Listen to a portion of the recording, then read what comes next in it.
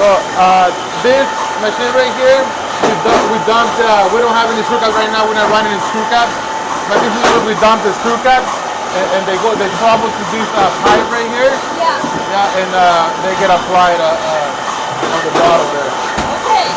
Yeah. After that, right now we're running cork.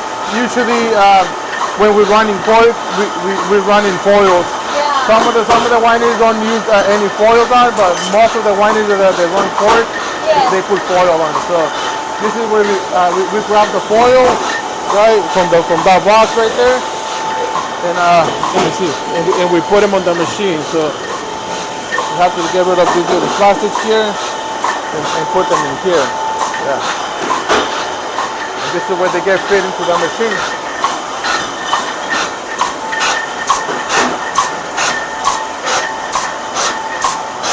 Where the machine for the foil? Yeah. This is the plunger, yeah, to pushes it down, all the way down, yeah. Okay. And the foil is loose right now before they go into the spinner. Once the foil goes into the spinner, it's tight. Perfect. Yeah.